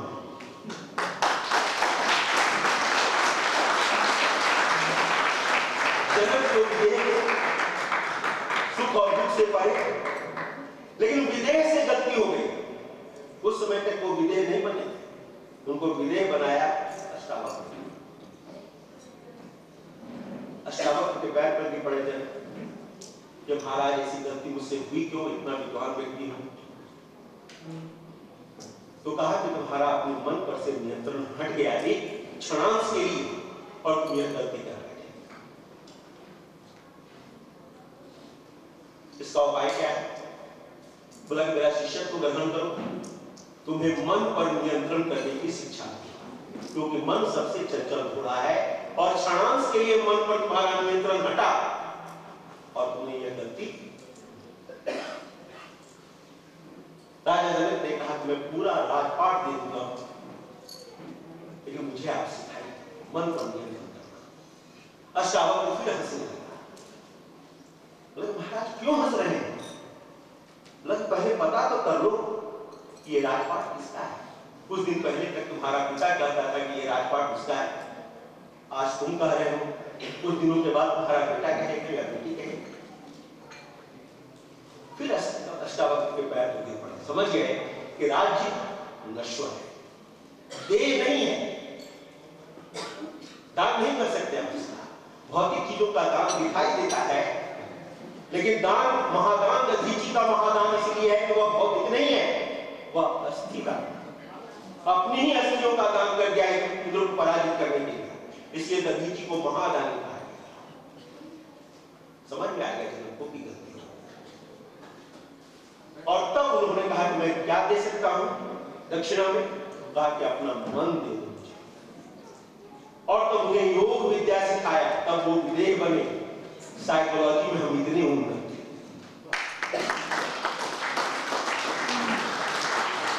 कल्पना कीजिए आप, जिस देश में एक एक शिक्षक का आश्रम, यूनिवर्सिटी हो, और जिस आश्रम में कृष्ण को भी पढ़ने के लिए जाना पड़े, भगवान श्री कृष्ण भी जाएं, और वहीं पर सुदामा भी पढ़ते। क्या हम कल्पना कर सकते हैं कि राजा भगवान श्री कृष्ण और सुदामा किसी धनी दोनों व्यक्ति एक विश्वविद्यालय में पढ़ेंगे? आज तो कृष्ण और सुदामा में दोस्ती होने की कोई संभावना ही नहीं, क्योंकि विश्वविद्यालय की शिक्षा महंगी है दो तरह से। राज्य संपोषित शिक्षा है जैसे जेएनयू में, तो वहां तो सभी लड़कों को एंट्री है, लेकिन वेस्ट के जितने विश्वविद्यालय हैं वो सेल्फ फाइनेंस, उनकी गवर्निंग बॉडी अलग है, चाहे हार्वर्ड यूनिवर्सिटी हो, चाहे ऑक्सफोर्ड हो या मैसाचुसेट्स हो, और सब सेल्फ फाइनेंसिंग से चलता है, इसलिए उनकी फीस बहुत ज्यादा है, 1 करोड़ 1.5 करोड़ 80 लाख। तो ये इंडियन नॉलेज सिस्टम जो था, ये यूनिवर्सिटीज जो हमारी थी, वो कब से है इसका कोई ज्ञान हमें नहीं। ऋग्वेद की जो ऋचाओं की रचना है, वो आधुनिक इतिहासकार मानते हैं कि 1500 ईसा पूर्व से उन ऋचाओं की रचना प्रारंभ हुई, और उसका लिखित रूप में संकलन 5वीं शताब्दी ईसा पूर्व में। इसलिए वैदिक साहित्य को हम श्रुति साहित्य कहते हैं, क्योंकि सुन करके उन्हें 1000 साल तक जीवित रखा है। हो सकता है कि 1000 साल पहले का भी हो, और ये हो सकता है आर्कियोलॉजिकल एविडेंस से प्रमाणित हो रहा है। अभी 2 साल 3 साल पहले सर बैठे हैं शुक्ला सर, हरियाणा में सुनौली में खुदाई जो हुई है, वहां जो इंडस वैली सिविलाइजेशन के नए साक्ष्य मिले हैं। ऐसे रथ मिले हैं जिनमें घोड़े का इस्तेमाल होता था, और रथ में खड़े होने के लिए धनुर्धरों के लिए प्लेटफॉर्म बना हुआ है। महाभारत कोई पूरी कल्पना नहीं। राजा शांतनु जंगल गया, सुंदर कन्या पर मोहित हो गया। सुंदर कन्या पर सब मोहित होते हैं, राजा का मोहित होने का थोड़ा ज्यादा अधिकार है। अब मोहित हो गया तो वीर्य स्खलित हो गया। राजा का वीर्य है बर्बाद नहीं होना चाहिए। सीमेंट को एक दोने में करके लाया गया और राज दरबार के वैद्य ने उसको फर्टिलाइज कराया। संतानों की उत्पत्ति हुई। आर्टिफिशियल टेस्ट ट्यूब बेबी जिसकी कल्पना आप करते हैं, वह कैसे आया?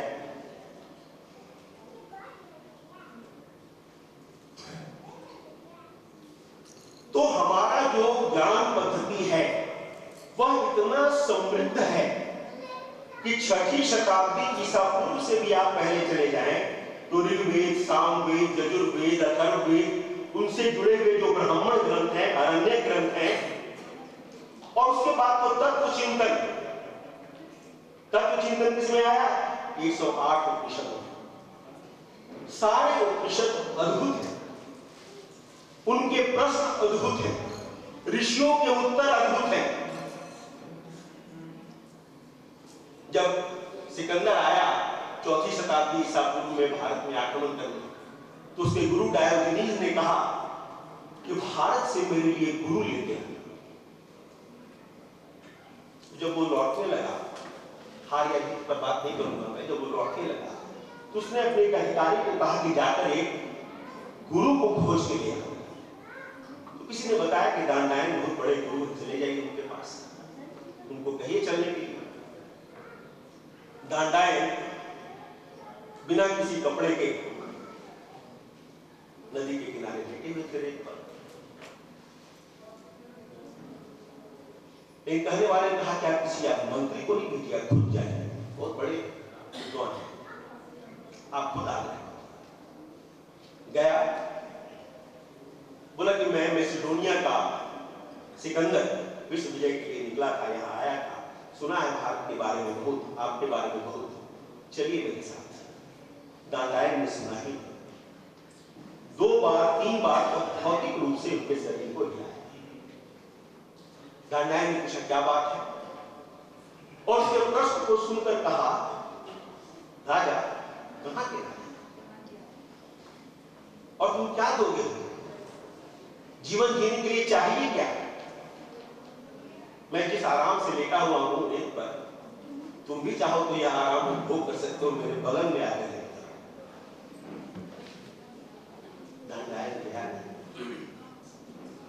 सचमुच में जीवन के अंतिम क्षणों में जब हम, जैसे रतन टाटा से अगर आप पूछेंगे तो लगेगा कि लीजर, जो फुर्सत के पल है प्रकृति के साथ, जिसमें आपके ऊपर कोई दबाव नहीं, कोई तनाव नहीं, क्या उससे भी बड़ा कोई धन है? लेकिन हम जिंदगी भर जोड़ते रह जाते हैं क्योंकि ज्ञान की कमी है। और सोचिए हमारा एजुकेशन सिस्टम कि ऋषि जो होते थे, उनके जो आश्रम होते थे, उसमें कोई शुल्क नहीं लिया जाता। राज्य संपोषित इस तरह से था कि उसके मेंटेनेंस के लिए पैसा देते थे लोग जरूर, लेकिन राजा के हाथ से नहीं लेता। और जितने राजकुमार आश्रमों में पढ़ते थे, किसी से भी गुरु दक्षिणा नहीं लेता था। कारण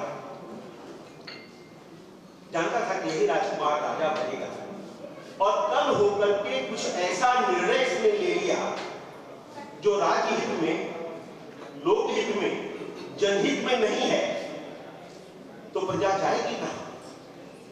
और तब प्रजा पहुंचती थी उस गुरु के दरबार में। गुरु समझ जाता था कि दक्षिणा लेने का समय, और जैसे ही गुरु कमंडल उठा के राज दरबार में पहुंचता था तो राजा उठ करके पहले उसके पैर पखारता था और समझ जाता था कि कोई गलती हो गई है। गुरु को दक्षिणा मांगने के लिए आना पड़ा, और गुरु जैसे ही कहते थे इस निर्णय को बदलो, निर्णय बदल दिया। क्या ऐसी ज्ञान परंपरा दुनिया में कहीं पर भी है? कहीं ऐसी कल्पना हो सकती है क्या कि हार्वर्ड यूनिवर्सिटी का गवर्निंग बॉडी का chairman Larry summers Joe Biden को कोई बात कहते हैं, जो बाइडेन मान ले, लैरी समर्स भी एक सर्वेंट है जो बाइडेन के सामने, ट्रंप के सामने। आप सोचिए कि हमारी गुरु परंपरा, ऋषि परंपरा कैसी थी कि शिक्षा का, गुरु का, धर्म का, तत्व चिंतन का, राज्य पर पूर्णाधिकार था और राज्य को जो कहा जाता था राज्य को मानना था। राज्य में वह बार बार हस्तक्षेप नहीं करता था। लेकिन जैसे अभी फ्रेंच स्कॉलर्स की चर्चा कर रहे थे मनोज, कि फ्रांसीसी क्रांति के पहले 3 दार्शनिक बड़े इंपॉर्टेंट हुए, मॉन्टेस्क्यू, वोल्टेयर, रूसो। अन्य में दिदरोत, तुर्जो, वेस्ने, नेकर, गिटारवास, बहुत से हैं, लेकिन ये 3 बहुत महत्वपूर्ण हैं। उसमें वोल्टेयर ने क्या कहा? उसने राजतंत्र का समर्थन किया, फिर वो महत्वपूर्ण दार्शनिक है, क्योंकि मॉन्टेस्क्यू और रूसो से ज्यादा दूरदर्शी था वोल्टेयर। क्या कहा वोल्टेयर ने? I will prefer to be ruled by a lion rather than by 100 rats. 100 चूहों की जगह मैं एक राजा से, शेर से शासित होना पसंद करूंगा, बनिस्पत 545 चूहे हम पर शासन करेंगे। आज क्या है? 545 नाकारा व्यक्तित्व के लोग हम पर शासन करते हैं। इससे तो बेहतर था कि राजा था।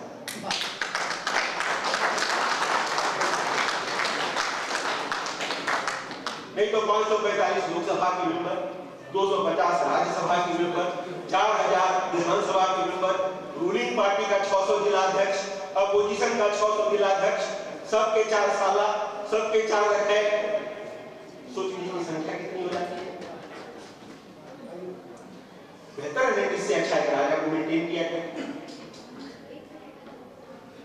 दार्शनिक भविष्य के गर्भ में झांक लेता है कि क्या होने वाला है। ठीक है कि अभी डेमोक्रेसी जो है सबसे अच्छा सिस्टम है, लेकिन जो सवाल वोल्टेयर ने उठाए थे वे सवाल मरे नहीं हैं, वे सवाल आज भी जीवित हैं। बार बार सवाल करते हैं कि जिसके सामने हम नतमस्तक होते हैं, क्या वो उसके लायक है? अकबर ने एक बार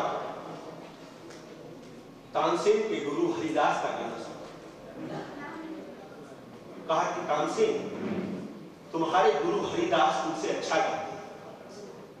लगे हाँ इसका एक कारण है। लग क्या कारण है? लग इसका कारण है कि मैं तब गाता हूं जब आपकी इच्छा होती है, और मेरे गुरु तब गाते हैं जब उनकी इच्छा होती है। विद्या, संस्कृति, ज्ञान परंपरा, इन पर जैसे ही अधिकार आरोपित किया जाएगा, somebody will try to rein in by authority, उसका जो स्वाभाविक प्रस्फुटन है वह खत्म हो जाएगा। तो यह ज्ञान परंपरा भारत में थी। तक्षशिला के बाद आप आइए तो रिकॉर्डेड हिस्ट्री में आ जाता है कि 415 ईस्वी में कुमारगुप्त ने नालंदा विश्वविद्यालय के स्थापना। नालंदा विश्वविद्यालय के बारे में ज्यादा चर्चा नहीं करूंगा, पूरा आप जानते हैं। लेकिन फाहियान जब यहां से किताब लेके जा रहा था, रास्ते में जब समुद्र में डूबने लगा तो उसने क्या फेंका? सबसे पहले हीरे जवाहरात फेंके, कीमती सामान फेंके, और जितनी किताबों को बचा कर ले जा सका उसको बचाकर चीन ले गया। इसलिए चीन जो करता है वन चाइना पॉलिसी के अंतर्गत कि फिलीपींस, वियतनाम, ये सब तो हमारे अंदर है ही, भारत भी हमारे अंदर में है, लद्दाख, अरुणाचल प्रदेश, तिब्बत, ये सब गलत बात है। एकमात्र देश भारत है जिसमें इंटेलेक्चुअल डोमेन में चाइना रहा है, बौद्धिक प्रभाव में चाइना रहा है। चीन से हमारे यहां लोग आते हैं पढ़ने के लिए, हमारे यहां से कोई भी नहीं। इसीलिए जब बहुत से लोग आए भारत में, किस लिए आए भारत में? आप क्यों जाना चाहते हैं अमेरिका? क्यों जाना चाहते हैं कनाडा? क्यों जाना चाहते हैं ऑस्ट्रेलिया? क्योंकि यहां से बेहतर जीवन शैली है, शिक्षा का उत्तम प्रबंध है, अर्थव्यवस्था अच्छी है, चिकित्सा की अच्छी व्यवस्था है। उसमें भारत दुनिया का सर्वश्रेष्ठ देश था। इसलिए शक आए, कुषाण आए, पहलव आए, बैक्ट्रियन आए, सीथियन आए, यहूदी आए, पारसी आए, मुसलमान। भारतीय संस्कृति को कोई नुकसान नहीं हुआ। आज पारसियों की संख्या कितनी है? सिर्फ 70 है। और भारत की अर्थव्यवस्था का 80% कंट्रोल उनके हाथों में। और ये जब पारसी भारत आए थे, उन्होंने भारत के राजा के पास आवेदन भेजा कि हमें बसने की अनुमति दी है। तो राजा ने एक प्याला दूध भरा हुआ भेज दिया। अब किसी को जवाब समझ में नहीं आया कि राजा कहना क्या चाहते हैं। एक पारसी वृद्ध ने कहा कि उसमें 1 चम्मच शक्कर मिला करके राजा के पास भेज दिया गया। राजा ने पारसियों को बसने की अनुमति दी। कहानी का निहितार्थ क्या है कि राजा का कहना था कि हमारे यहाँ आबादी पूरी भरी हुई है। उस पारसी वृद्ध ने जवाब दिया कि हुजूर, हम लोग दूध में शक्कर की तरफ घुल मिल कर रहेंगे और समाज में मिठास आए।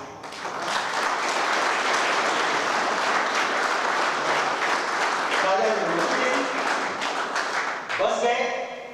आज आप इजराइल का संकट देख रहे हैं। हिटलर ने 60 लाख यहूदियों को गैस चैम्बर में मारा। एकमात्र देश भारत है जहां यहूदियों के साथ कोई दुर्व्यवहार नहीं। आज वो यहां पर फल फूल रहे हैं। पोलैंड को भी जब सेकेंड वर्ल्ड वॉर में दिक्कत हुई थी तो पोलैंड से 500 लोग भाग कर आ गए गुजरात में जामनगर रियासत। और जामनगर रियासत के राजा ने उनके रहने, खाने, पढ़ने की सबकी व्यवस्था कर दी। और आज भी वो लोग जामनगर रियासत के नाम पर पोलैंड में कोई दिवस मनाते हैं जिसका स्मरण मुझे अभी नहीं। यही बात विवेकानंद ने शिकागो में कही थी कि I come from the land who has given refuge to the persecuted. मैं वैसी धरती से आया हूं जिसने दुनिया भर के प्रताड़ित दंडित शरणार्थियों को अपने यहां शरण दी है। वैसी धरती से आया। अद्भुत धरती, अद्भुत समृद्धि जो सरकार है। मनोज ने कोट किया प्लिनी ने शिकायती लहजे में लिखा, ही lamented कि India is just like a pit where bullion from all over the world flows and accumulates. कि दुनिया भर का सोना बहकर इकट्ठा हो जाता है। सोना भारत में कभी नहीं होता था, आज भी नहीं होता। लेकिन हम क्या बेचते थे? सूती कपड़ा, सिल्क का कपड़ा, मसाले और एक बहुत बड़ा इंपॉर्टेंट इंग्रेडिएंट कामोत्तेजक दवाएं, एफ्रोडिजिक मेडिसिन। और इनकी मांग विदेशों में इतनी थी कि उसका पेमेंट हम गोल्ड और सिल्वर में लेते थे। और तब कहा गया कि भारत सोने की चिड़िया। ऐसा नहीं कि सोने की चिड़िया फरफरा के उड़ती थी, बहुत समृद्ध देश था। सोने के प्रति पुरुषों स्त्रियों सब में जो प्रेम है उसका कारण हमारी समृद्धि। मुसलमान आए, हुमायूं कभी मौलाना अबुल कलाम आजाद के सन इन लॉ थे। तो बड़ौदा यूनिवर्सिटी में वो कॉन्वोकेशन का एड्रेस देते हैं। तो उसमें उन्होंने 2-3 पंक्तियां बड़ी अच्छी कही है जो कि आपको सुनना चाहिए। कि the foreign invaders came in waves after waves in the form of Sakas, Parthians, Scythians and Muslims. और भी नाम क्या? They emerged as victorious, but gradually they lost their identity in the rank of the vanquished. वे भारतीयों को पराजित करने में सफल रहे, लेकिन बाद में पराजितों के बीच में ही अपनी पहचान।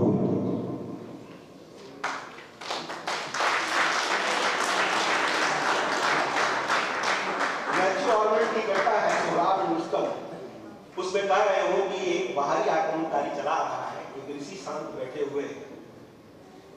आक्रमणकारी ने पूछा कि आपने देश पर आक्रमण हो रहा है, फिर भी आप चुपचाप बैठे। वो मुस्कुराया। जब वो चला गया तो उसने अपने शिष्य से कहा कि जाने तो यह भी हम लोग में घुल मिल के एक होते हैं।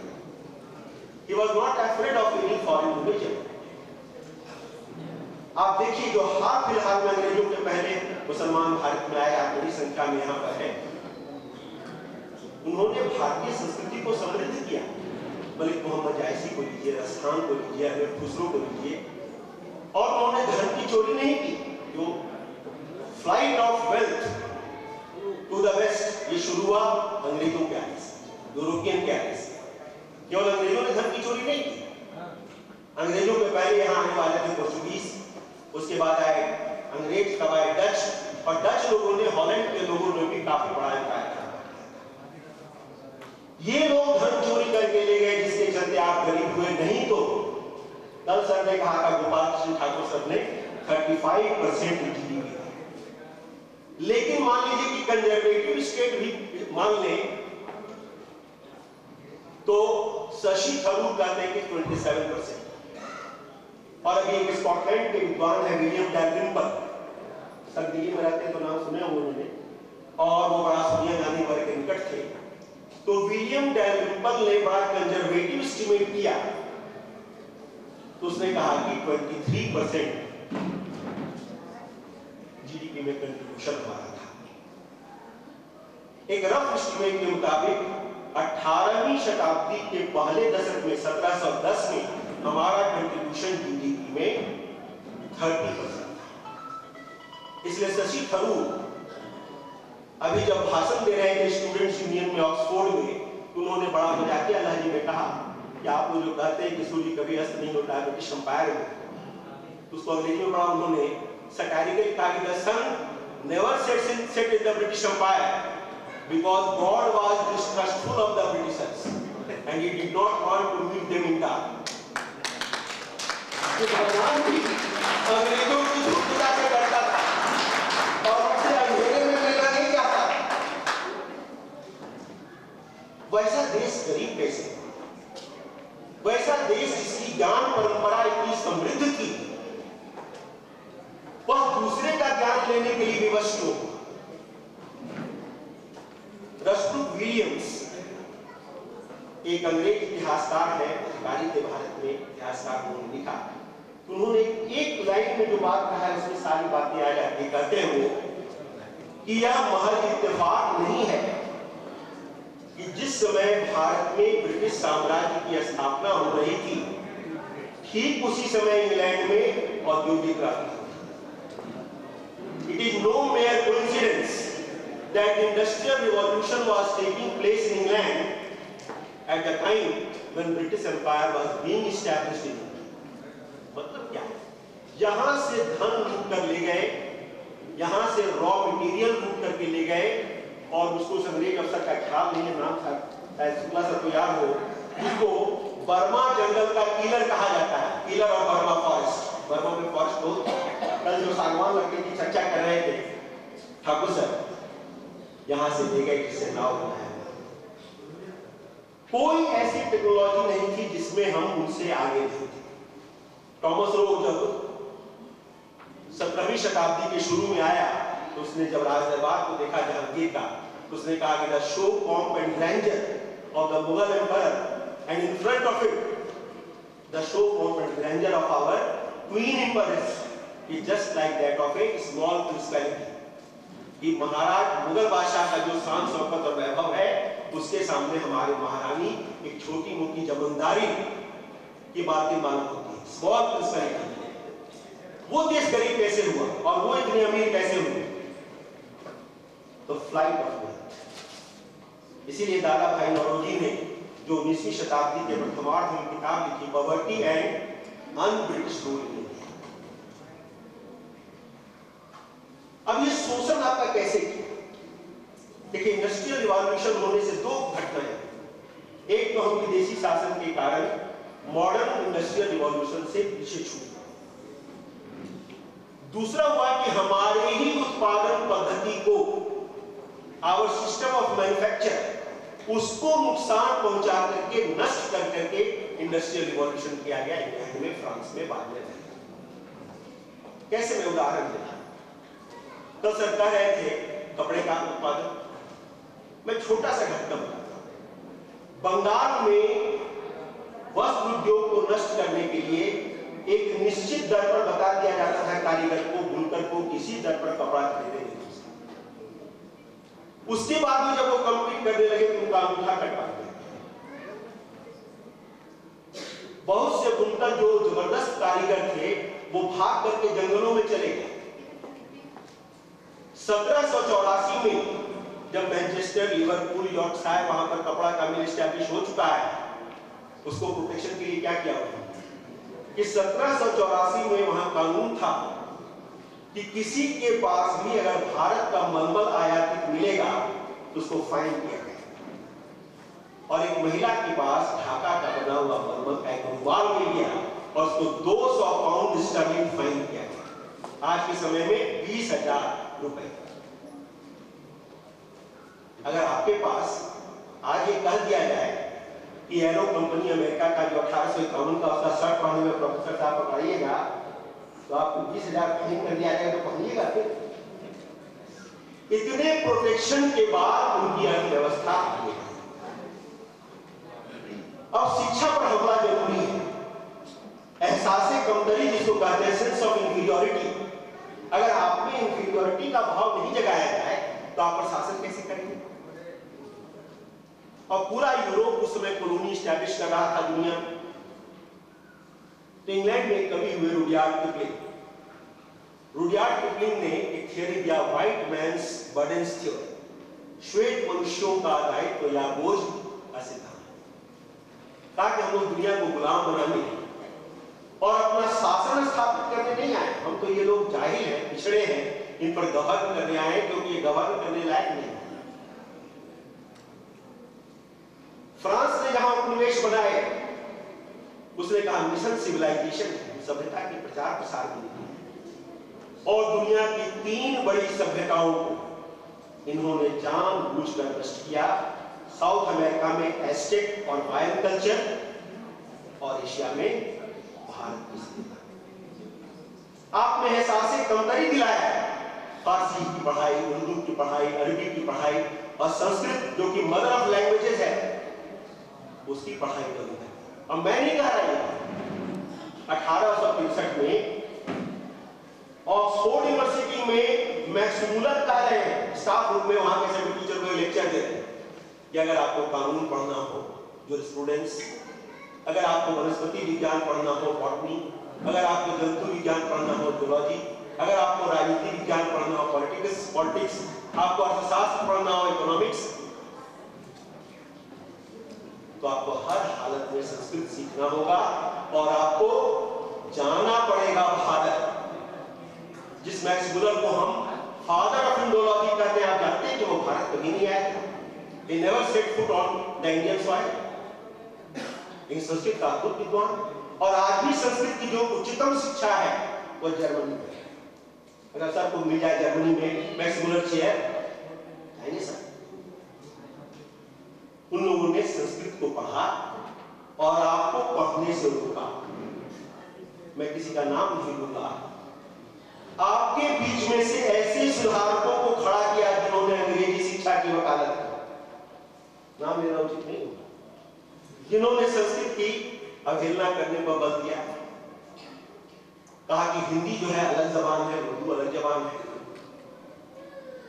कहा कि अरबी और फारसी सीखने की जरूरत नहीं है।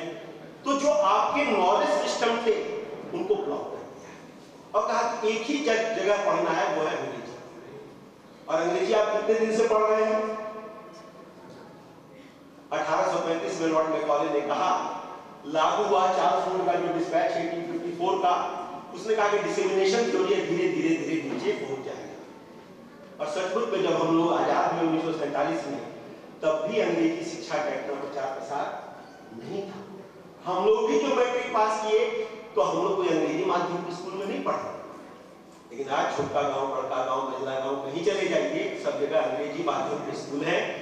और उस अंग्रेजी माध्यम के स्कूल के नाम पर आज कचरा ज्ञान परोसा जा रहा है। और पढ़ा लिखा गार्जियन अपने पोता को, पोती को बड़ा आह्लादित होकर कहता है, सुनाओ दादाजी को लिटिल लिटिल ट्विंकल स्टार, और अगर सुना गया तो दादाजी का तो जीवन सफल हो। ऐसा आपके मन में अंग्रेजी की दास्तां है। अब ये जो यूरोपियन सिस्टम ऑफ एजुकेशन है, वो सिस्टम बिल्कुल सांसारिक शिक्षा प्रणाली है।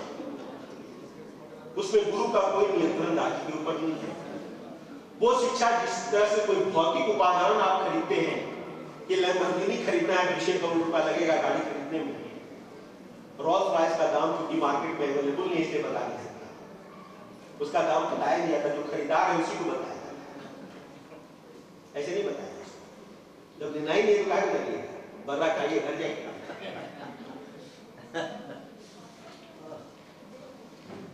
तो इतनी कीमती शिक्षा है कि आपको डिग्री लेनी है मैनेजमेंट की केलॉग स्कूल ऑफ मैनेजमेंट से, तो लगभग 1.5 करोड़ का खर्च है। वॉर्टन स्कूल ऑफ बिजनेस से लेना है, लगभग 1.5 करोड़ का खर्च है। शिक्षा वही है जो कहा ना, प्रबंधन भी सीख गया, मृत्युंजय ने बताया ना, प्रबंधन भी सीख गया, जंतु विज्ञान भी सीख गया, डिजास्टर मैनेजमेंट भी सीख गया, और उसी को मार्केटिंग कर दिया कि अगर आपको वो चाहिए आज के समय में आर्थिक सफलता, तो वही डिग्री आपको चाहिए। अगर हम अपने बच्चों के लिए भी चाहते हैं सफलता, तो हमको कहना पड़ेगा कि बेटा वही पढ़ो। कारण कि हम अगर अपनी तरह से पढ़ाएंगे आदमी को, जीवन में पिछड़ जाएगा। मेरी बेटी मैनेजमेंट कर रही थी, तो उसने कहा कि पिताजी हम सिंगापुर से करेंगे। उन्होंने कहा बेटा मेरी इतनी ताकत नहीं है, मैं जिस संस्था में पढ़ रही हूँ उसका 20-22 लाख है, 2 साल का पीरियड है, मैं पढ़ा लूंगा, सिंगापुर में नहीं पढ़ा सकता। मेरे कुछ रिश्तेदार हैं जो कि मेरी बेटी से उनका संतान कमजोर है, लेकिन उनके लोग स्कूल ऑफ मैनेजमेंट में पढ़ते। तो उन्होंने शिक्षा को महंगा बना दिया, उन्होंने अंग्रेजी शिक्षा पद्धति आरोपित कर दी, पाश्चात्य शिक्षा को सुपीरियर साबित कर दिया।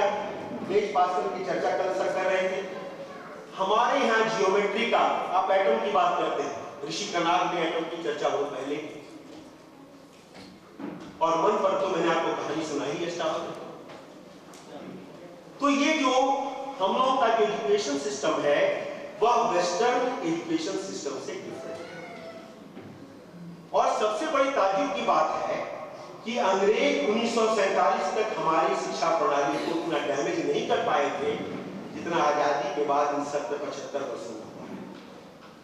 अब ये चिंतन फिर शुरू हुआ है कि हम लोग भारतीय प्राचीन शिक्षा पद्धति की तरफ लौटे। घर में शिक्षक पढ़ाने के लिए आते थे। मृत्युंजय ने एक उदाहरण दिया था ड्रोन का, थोड़ा सा मृत्युंजय में संशोधन करूंगा उसमें, कि ड्रोन शिक्षक के रूप में उसी दिन नष्ट हो गए जिस दिन ध्रुपद के दुर्व्यवहार ने उनको क्रोधित कर दिया। ध्रुपद उनका मित्र था, साथ में पढ़ते थे आश्रम में। ध्रुपद ने कहा कि कभी भी पैसे की दिक्कत हो तो मेरे पास आ। एक बार ड्रोन की पत्नी, आचार्य ड्रोन की पत्नी अपने बच्चे को चावल का आटा पानी में मिलाकर दूध करके पुत्र को पिला रही थी, क्योंकि दूध था नहीं। ड्रोन इतने दुखी हो गए कि गरीबी की है, अंतिम सीमा है, जाता हूं ध्रुपद से मदद मांगूंगा। कहा कि गाय है। ध्रुपद ने अपमानित करके निकाल दिया, कौन सा दोष है? स्कूल में पढ़ते थे, गुपचुप साथ खाते थे, खत्म हो गया। अब वो दोस्ती, और उसी अपमानित होने के कारण ड्रोन ऐसे लोगों की तलाश करने लगे, जैसे चंद्रगुप्त मौर्य को बनाया था कौटिल्य ने, चाणक्य ने, कि कैसे बदला लिया जाए धनानंद का। धनानंद ने अपमानित किया था कौटिल्य, तक्षशिला का महान गुरु। पत्थर भी चेतन है। 92 पहाड़ आपने काट दिया। देखते देखते हम लोग के जीवन काल में the smugglers nibbled the 92 hill like nibble बने चूहे की तरफ उतरना, निबल लाइक रैट्स, धीरे धीरे उतर के चोरी करके। अब ये 92 पहाड़ी जो खत्म हुई, it has greatly affected the climate of weather of India. बहुत से और छोटी मोटी पहाड़ियां थी हजारीबाग से बरी के बीच में, पत्थर चोरों ने उसका भी सत्यानाश कर दिया। तो वह सभ्यता जो नदी, नालों, पहाड़, जंगल सब में जीवन को देखता हो, पेड़ काटने के पहले पेड़ के जड़ में 5 सुपारी रख के पूजा करके अनुमति ली जाती थी कि मजबूरी है, जीवन यापन के लिए काटना पड़ रहा है, लेकिन काटना नहीं चाहता। यह बोध दुनिया के किसी दर्शन में नहीं, और इसलिए उन्हें भी भारतीय संस्कृति की तरफ लौटना पड़ेगा, आना पड़ेगा, कोई दूसरा विकल्प नहीं है। हम जो कि भारत में पैदा हुए हैं सौभाग्य से, जितने भी भारतवासी हैं, उनके सामने यह दायित्व है कि हमारे जो उच्च शिक्षण संस्थान हैं, उनमें कैसे हम अपने इंडियन नॉलेज सिस्टम को संवर्धित करें, एनरिच करें। तो हमारे जितने IIT अच्छे संस्थान हैं, बड़े संस्थान हैं, वो सभी कोर्स पढ़ाते हैं वो वेस्टर्न डिजाइनिंग कोर्स है। यहाँ भी विनोबा भावे में हम लोग जो पढ़ते हैं तो बॉटनी जूलॉजी उनका जो भी कोर्स है वो सब वेस्टर्न डिजाइन है। विद्वान होने के लिए आपको लैंसेट में पब्लिश होगा, लाइफ मैगजीन में पब्लिश होगा, तभी आप विद्वान माने जाएंगे, नहीं तो नहीं माने जा सकते। आपको हटना पड़ेगा और अपनी ज्ञान पद्धति को, परंपरा को जीवित करना पड़ेगा। मैं 2019 में Indian institute of management Udaipur गया था विश्वविद्यालय के किसी काम से, और बहुत से यूनिवर्सिटी के वाइस चांसलर आए हुए थे। मैं रजिस्ट्रार के रूप में अपेक्षित ही नहीं था, क्योंकि वाइस चांसलर को ही जाना था, लेकिन वाइस चांसलर सब नहीं गए, बोले तुम ही चलेगा। तो मेरे बगल में Indian institute of science Bangalore के वाइस चांसलर बैठते थे। ऐसा हो गया था कि वही साथ में 3 दिन का सेमिनार साथ में बैठते थे, और एक तरफ बैठते थे मनोज मिश्रा जो कि BIT मिश्रा के वाइस चांसलर थे। तो एक दिन इंडियन इंस्टीट्यूट ऑफ साइंस के वाइस चांसलर ने मुझसे कहा कि हम लोग इतनी चीजें पढ़ा रहे हैं जरूर, लेकिन हम लोग को सभी IIT में इंडिक स्टडीज को इंट्रोड्यूस करना चाहिए। उसका डिप्लोमा, उसका बैचलर्स डिग्री, उसका मास्टर्स डिग्री क्यों करना है? कितनी मितव्ययी है हम, जितना खर्च में कोई भेजेगा चंद्रमा पर, चंद्रयान उनका वर्ल्ड ट्रेड में चला गया। 10 रुपया पर किलोमीटर के खर्च पर हम लोगों ने मंगलयान भेजा। टेम्पो आपको लेगा 10 रुपया पर किलोमीटर से ज्यादा। हम टीसी थॉमस का नाम जानते हैं? कितने बच्चे टीसी थॉमस का नाम जानते हैं? हम नाम जानते हैं सचिन तेंदुलकर का, विराट कोहली का, कैटरीना कैफ का। उनका योगदान है, नहीं है, सो बात नहीं है, लेकिन जो वास्तविक हीरो हैं, रियल हीरो, 3 साल पहले गलवान घाटी में आपका झगड़ा हुआ, क्या आपका बम काम आया? क्या बंदूक काम में आई? आइजनहावर ने एक बात कहा था कि what matters in a fight is not necessarily the size of the dog, but the size of fight in the dog. लड़ने का मादा कितना है, वही काम है। बिहार रेजिमेंट के जवानों ने जब ब्लंट ऑब्जेक्ट से मारा भारतीय सैनिकों को, तो गर्दन पकड़ के गर्दन तोड़ दिया। चाइना ने एडमिट नहीं किया, लेकिन लंदन में इंटरनेशनल स्ट्रेटेजिक इंस्टीट्यूट लंदन है, उसने अपने फोटोग्राफ से कहा कि 43 चीनी तो मारे ही गए कम से कम, जिसमें कि 21 का गर्दन का हड्डी टूटा हुआ है, क्योंकि उनको जब स्ट्रेचर पर लाद रहा था गलवान घाटी में, गर्दन लड़क जा रहा था। इसको हिंदी में लड़कना कहते हैं हम लोग बिहार में। जो जीता इसी साहस में। तो संसाधनों से लड़ाई नहीं होगी, और यह बौद्धिक लड़ाई भी संसाधनों से नहीं होगी। इसके लिए हमको आपको प्रयास करना पड़ेगा, राज्य की तरफ मुखापेक्षी नहीं होना पड़ेगा, और हम लोग को प्रयास करना पड़ेगा कि हम लोग अपना काम क्या कर सकते हैं, और अगर हम लोग वैसा कर पाए तो हम लोग धीरे धीरे वैसी जगह पर पहुंच जाएंगे जहां पर आज बेस्ट है। और आप एक बात बड़ा आपको ताजुब लगेगा सुनने में, लेकिन जब गलवान वैली का सर आक्रमण हुआ तो मैंने दूसरे दिन पायनियर में एक आर्टिकल लिखा, हेडिंग था China puts wrong foot forward. तो पायनियर के एडिटर ने दिल्ली से फोन किया कि सर चाइना से हम लोग टिक जाएंगे। हमने जरूर टिकेंगे। क्यों टिक गए चाइना से आज तक हम लोग? हमारे पास डेमोग्राफिक स्ट्रेंथ, ताकत है। हमारे बच्चे सिंगल चाइल्ड पॉलिसी के बच्चे नहीं हैं। चीन के बच्चे सिंगल चाइल्ड पॉलिसी के बच्चे हैं। हर बच्चा अपने घर का राजकुमार है, वह सीमा पर लड़ भी सकता। हमारे जवान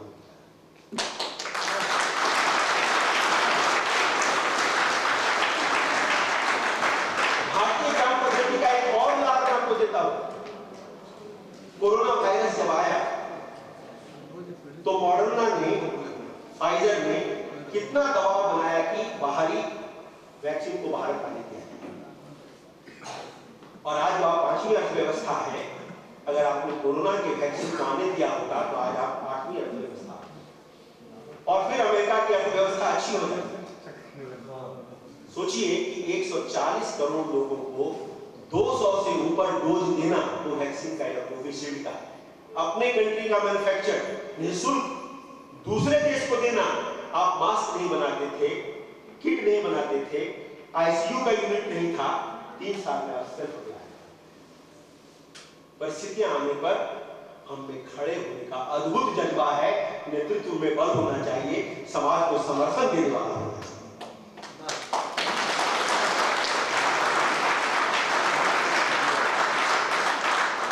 इसलिए एक बात कहकर मैं समाप्त करूंगा कि अभी जो आवश्यकता है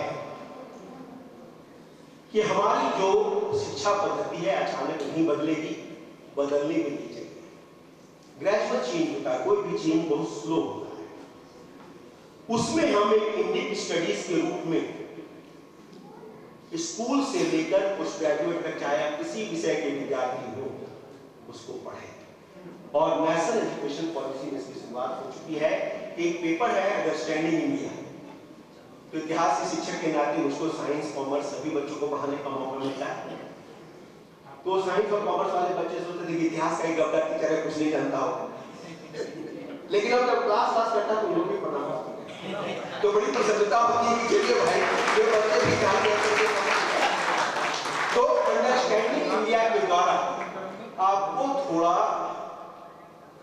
जो भारत के बारे में बता रहे हैं और नॉलेज सिस्टम के बारे में बताइए। जो सर अभी बोल रहे थे पांडे सर कि उपनिषद के सूत्र बच्चों को बताए जाते हैं, इसका अर्थ बताया जाता है। जान लीजिए शुरू में जब बच्चा होता है ना तो समझ नहीं पाता इसका अर्थ क्या है, हम रटते हैं उसको। जैसे जैसे उम्र बढ़ती है, अनुभव होता है, तब उसको हम अपने जीवन में उतारते हैं। जैसे माता पिता की कीमत युवावस्था में समझ में नहीं आती। पिता गुस्साएंगे तो आपको लगेगा, पिता बोलेंगे पूरब चलने के लिए आप निश्चित रूप से पश्चिम चलेंगे, लेकिन जब आप बूढ़े हो जाएगा तब लगेगा पिता की बात। और इसी के लिए कहता है कि रामचरितमानस पढ़ो तुलसी का, कि रात में पिता ने कहा है कि तुम्हारा राज्यारोहण होगा सुबह में। सुबह में पिता ने कहा कि तुम्हें 14 वर्ष के लिए वनवास जाना है। दोनों में भगवान राम में संभाव है। यही संभाव हम जिस दिन जीवित कर लेंगे, माता पिता के प्रति पूर्ण समर्पण।